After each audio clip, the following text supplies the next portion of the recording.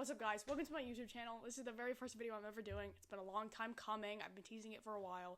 By teasing it a while, I mean I put it in my card once and I talked about it once on a TikTok, but whatever. The point is, people have been asking for longer form content, and I thought I'd finally give it to you. So video essays are coming about F1 duos, don't worry. I thought I'd start off my YouTube channel with something a little bit funny, a little bit easier to do, a little quicker, just to get this account out there, which, the video we're going to be doing today is F1 crimes against humanity. I've seen some people do this with TV shows like Glee, which Glee's got some crimes against humanity.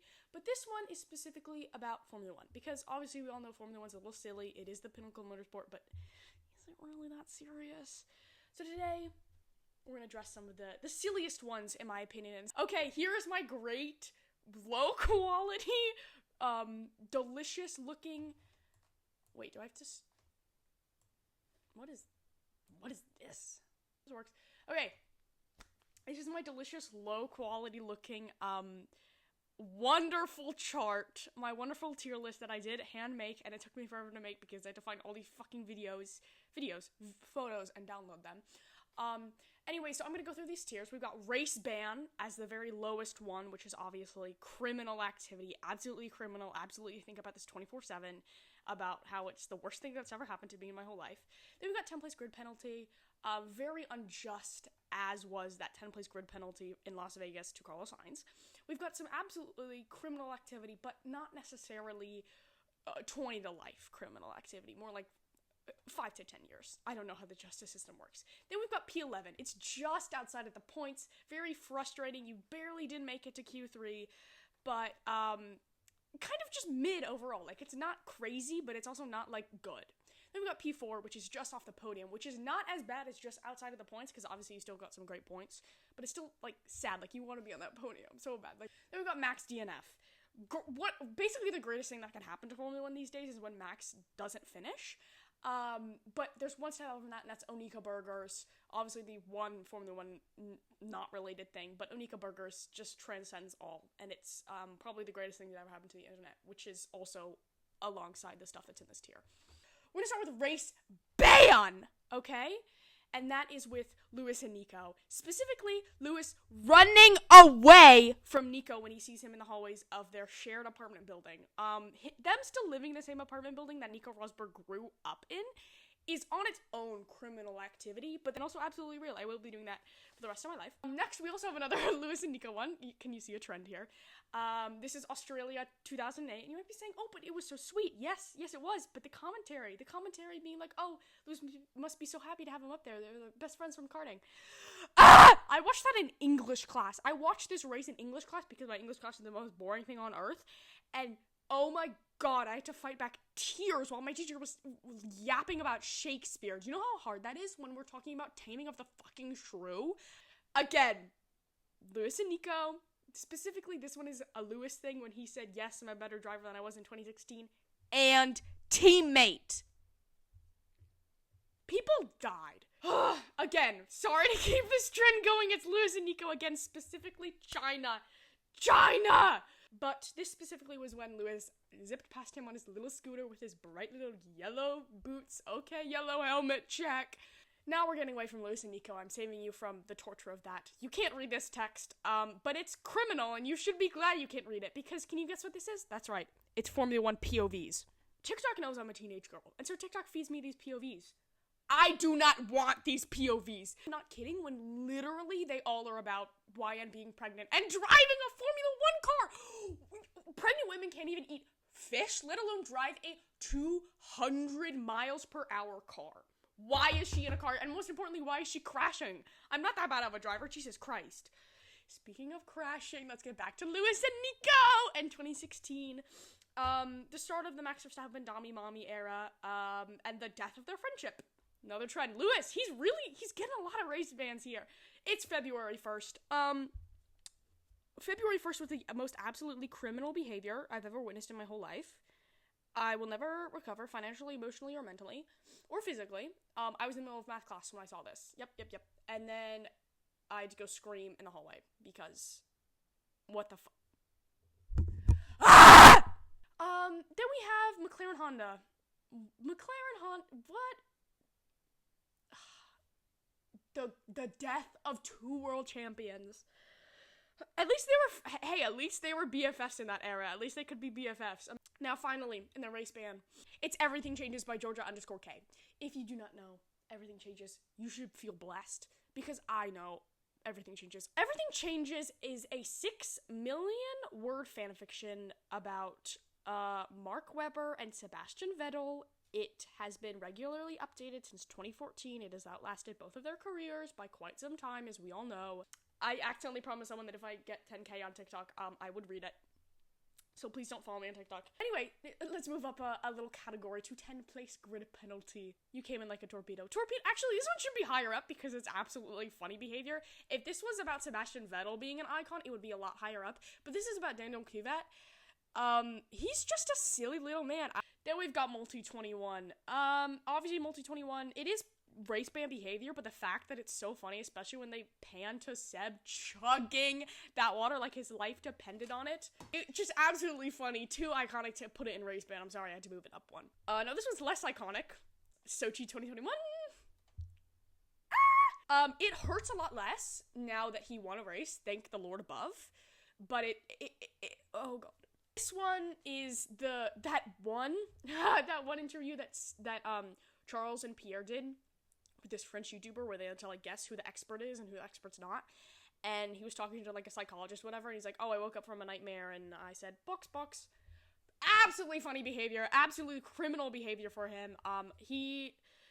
At least he can make jokes about his trauma, I guess. Next, we've got the French Civil War. The French Civil War, not only was it criminal for me to have to write literally like 2 pages about it in my AP World class, but also imagine putting the two people who famously hate each other on the same team. Like, that is the absolutely stupidest behavior of my whole life. I cannot believe that they have not killed each other yet. If I was Pierre, I would have killed Esteban Ocon. Esteban Ocon, I hate you. Sorry. I just hate French people because I had to write so many essays about the French Revolution. Does this detach? Oh, this detaches. Oh! Mic change. This is cooler. I like this better. Next is a little bit controversial. I talk a lot of shit about Lance Stroll, specifically my TikToks. Me and my dad talk so much shit about Lance Stroll. I'm so sorry. But honestly, it's criminal that people hate him just because his dad loves him. I'm sorry you have daddy issues. Don't put that on Lance. It's not criminal to love your child. Like, I'm sorry. I'm sorry that you hate that your dad's not a billionaire. I'm sorry that your dad doesn't love you. But don't take that out on Lance Stroll. Seek therapy, okay? And the next is also hate. The hate for wags. The hate for wags. Guys, they're grown-ass men. They can make their own decisions. Let them live their goddamn lives. Next is Formula 1 Drive to Survive. I have an entire essay written about this that maybe I'll turn into a video in a later date because Formula 1 Drive to Survive is actually the most criminal thing to ever exist. I've had so many people come up to me who like know I like F1 and be like, do Daniel Ricciardo and Max Verstappen actually hate each other? And I have to explain to them, no, they literally are like obsessed with one another and are in love, probably. The most recent season of Drive to Survive was a little bit less lie-y. However, the lack of Oscar Qatar sprint win and Carlos Sainz in Singapore was absolutely criminal behavior, so I still hate it. Anyway, next is Abu Dhabi 2021. I'm not going to talk about this because it's extremely controversial. All I have to say is that, Mikey, no, that was so not right! P11, the mid category. Just mid. It's mid. Las Vegas. Las Vegas, specifically that time that Charles Leclerc was called Max Verstappen by a guy in Las Vegas. We all know that clip. Funniest thing to ever exist in the history of forever. Then it's the 2024 opening titles. They served absolutely no cunt. The only person serving cunt there was Lewis Hamilton because he always serves cunt. Like, it's so, like, the 2023 opening sequence is so engraved in my mind. I was like, how are they going to top this? And I thought they were going to top it, and then they didn't. They were bottoms. Not only is the text ugly, like, what is that fucking PowerPoint slide ass font? But it's also like the worst angles in the history of forever. How on earth did you manage to make everyone look ugly as fuck? Fernando Alonso was done so fucking dirty in that goddamn intro. I feel so bad for him. Then we've got Mazepin, my little egghead, my little baby girl, criminal. He's so mid, I don't think anyone will remember. The only reason people will remember him is because he's horrible. Next is the memes, the Taylor Swift, I'm an Aston Martin that you drove straight into Daniel Ricciardo memes. This is not about the memes. I actually love the memes. They deserve Onika Burger status. But it's just Lance Stroll driving into Daniel Ricciardo and being like, oh, he brake tested me. You just weren't paying attention. Be for real, Lance. I'm sorry. I know I just preached you shouldn't hate Lance. I hate Lance because he's a bad driver. I don't hate him because his dad loves him. That's a bit of context you need. Next is Yuki and Daniel.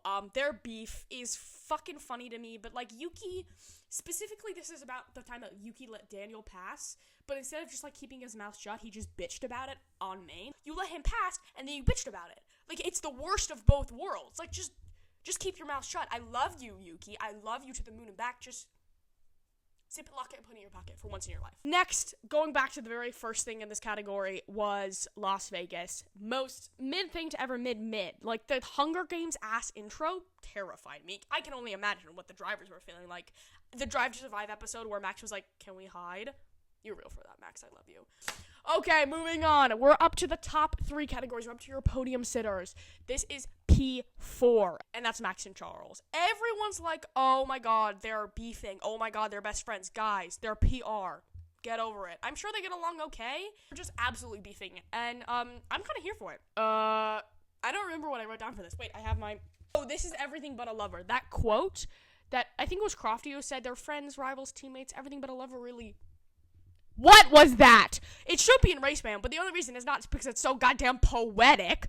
Okay, Crofty, I see you writing fan fictions in your spare time.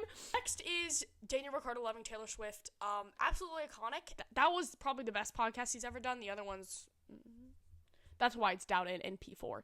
Next is Mr. Steal Your Girl, Max Verstappen. Is that he took someone's seat, girlfriend and daughter. It's my favorite thing in the whole world. And the final one in this category, this is the shortest category by far, when that guy posted a photo of him and Alex Albon and saying, I met the actors from Drive to Survive. So fucking funny. We're getting into your top 2. We're getting to your front row. Okay, Max DNF. Obviously, Singapore 2023. Obviously. Criminally, I didn't include this in Drive to Survive, the most recent season.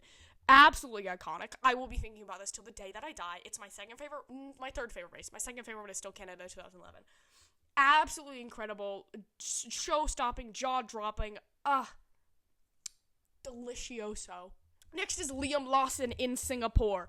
Kicking Max Verstappen out of Q3 in an AlphaTauri was the greatest thing I've ever witnessed in my whole fucking life, other than Lando winning. But it's like, oh my god, icon. The fact that he doesn't have a seat is why it's in Max DNF, but hopefully he gets one next season. I'm sorry, Daniel Ricciardo, I love you, but Liam and Yuki, tag team. Next is Danica fucking Patrick, but most specifically, Jensen Button's reactions to it. He's an icon, he's a legend. I love you, Jensen Button. You're everything I ever wish I could ever be. And his deadpan-ass Jim from The Office stares at the camera, kills me. Max DNF status. Then we've got Alpha Male, the best Drive to Survive episode. I know I put Drive to Survive really far down, but this is the best episode, and I rewatch it all the time because it's genuinely incredible. It's the least lie one out of the earlier seasons, and it's just adorable. Like, they're just so funny. And Nick DeVries talking himself up, being like, oh, I'm just a better driver than Yuki, and now knowing what I do know about him. Funniest thing ever. Totally go watch it if you haven't. Next is Seb and Mark making up. This is a weird ass photo, but this is what I need to happen with Lewis and Nico. Like, Seb and Mark, lock them in a room, please. You've done it to yourself. Do it to someone else. Do us a favor, please. Now we've got Lewis and his song, Pipe, or X-Duh, or whatever the fuck, how you say his name. Absolutely iconic status. Oh my god. Tell me that isn't iconic. Tell me that isn't Max DNF status. Please do a collab with Zayn. I've said this so many times all over the place. I need it. And finally, the thing that named this category is obviously Australia 2024. Best race ever. So glad I stayed up to watch this. Now, we're getting into legendary status. Onika Burgers. She equals Onika. 8 equals burgers. Oh my god. Starting off, the strongest way I've started off a category, and that is Wag Fernando Alonso. Wag Fernando Alonso in his Ferrari suit going to support his Porsche bestie, Mark Webber. Funniest thing ever. Mark and Fernando have the funniest relationship, I think, out of everyone. And him being there as a Wag. Not only did he look good, but he slayed so hard, okay? He served cunt! Speaking of serving cunt, Nico Rosberg, serving cunt 24/7, 365 days a year. Specifically, he's serving cunt in China. His fucking commentary, I need him to commentate in every single race ever because he's so fucking funny. Again, speaking of serving cunt, Miami,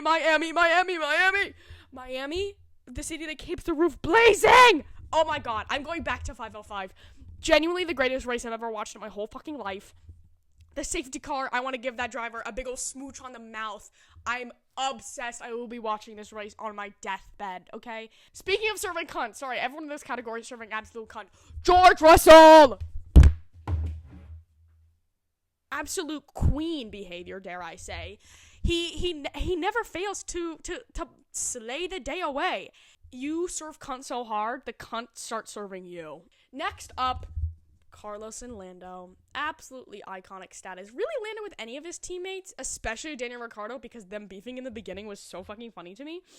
A lot of people ask me which I like more, Carlos and Lando or Lando and Oscar, and the fact is, I can't choose. In my mind, they're my Roman Empire. Speaking of Roman Empires, Louis Tomlinson at the 2016 Monaco Grand Prix. Him and Daniel Ricciardo in the same photo. When I tell you that the gasp that I gasped. Though another reason why F1 is the key to the 1D reunion.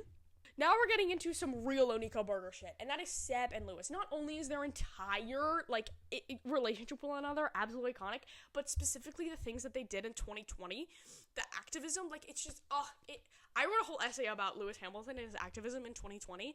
It's absolutely iconic status. And the Miami 2022, Seb wearing his underwear outside of his pants and Lewis wearing every single piece of jewelry that he could possibly get his hands on is the most iconic moment of that entire time. And Lewis saying in that one, I think it was like looking back on his best moments on Mercedes' YouTube channel, him saying oh my god, every single time I was kneeling in the national anthem, every time I was standing up for what I believe in, Seb was always right there with me. I love you, Sebastian Vettel, please come back, the kids miss you! Finally, ending on the highest note you could possibly end a video on, Tanzo. I made a video about the history of Tanzo on TikTok, and it got 300,000 views, and I'm so glad it did, because that is probably one of my best videos I've ever made, because it's so funny. It's so funny what you can do if you have two delusional fandoms come together. We all joined forces to spread this rumor, and I am proud to say I'm on the front lines of this, and I'm still fighting. I'm still fighting for this. Travis Kelce, I love you. You look like an egghead, and after what that kicker from the Kansas City Chiefs said, Taylor, run from American football, please. Formula 1 is so much better. Anyways, Alonso, forever Onika Burgers. Alonso always is Onika Burgers, honestly. Anyways, that was a lot of yapping. This is gonna probably take a while to edit. Yeah. Make sure to like and subscribe, because again, this is my first video ever on YouTube. And go ahead and follow me on other social medias, because I post a lot more on there than I probably will post on here, because video ideas are hard, guys. Video ideas are so hard. This was 30 minutes long!